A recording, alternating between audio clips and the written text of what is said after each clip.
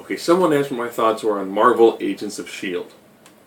Since technically the group they made, well, after episode 2, the group they had commissioned is on its second mission.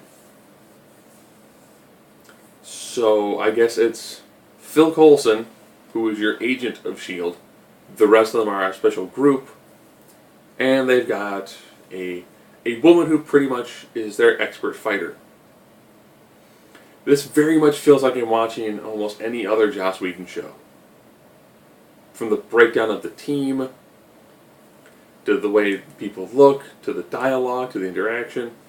Had this show not had the phrase Marvel Agents of S.H.I.E.L.D., if it had been called anything else, this probably would not have even made a blip on my DVR. But since this is actually a somewhat continuation of the Avengers, first episode had Maria Hill and Phil Coulson.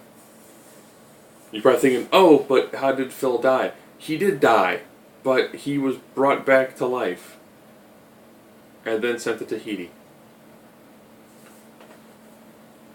And so it happened, he died, he came back, but he's deeper in the echelon of S.H.I.E.L.D. now. So the Avengers won't know about it. Okay. First episode dealt with a group called the Rising Tide, which is kind of like WikiLeaks. Or WikiLeaks. WikiLeaks? I think it's WikiLeaks. Where pretty much they're the people who use the internet to help expose government conspiracies.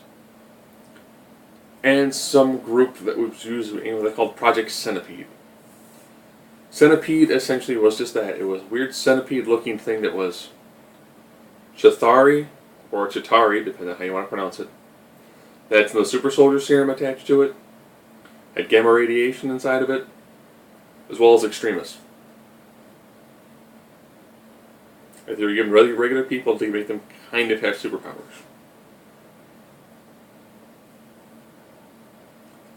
Okay. Not a bad pilot episode, but it really felt like this was going to be kind of like a one-off. They really didn't introduce that many characters. Every character kind of got that like, hi, I'm the tough guy. Male nerd, technobabble. Female nerd, technobabble. Other woman, okay. Reluctant female lead, who is like the expert fighter. I don't want to fight, but I'm amazing and I can beat like 18 people at one time. I mean, it's just, I don't want to do it.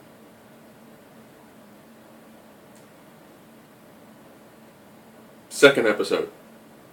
Yeah, there's a strange device that's in Peru, alright? When they find it, it's gamma radiation and tesseract technology. And it's a gun. So pretty much they made the exact same thing that was made in the Captain America movie, just a smaller version of it. Okay?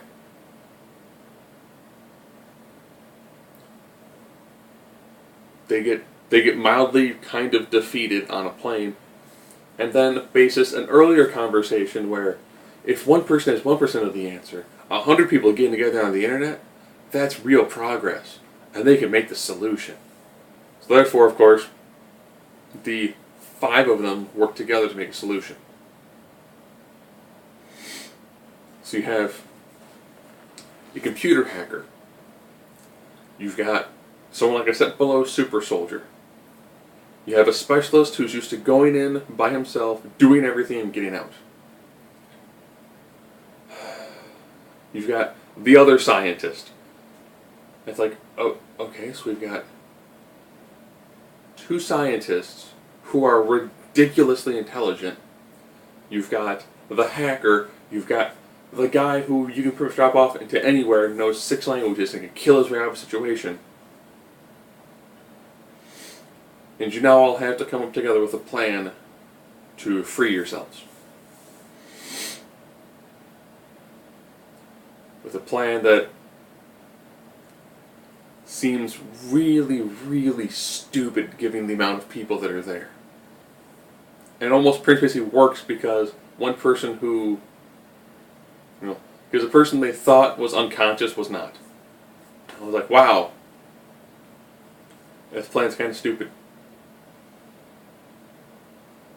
But at least Nick Fury showed up.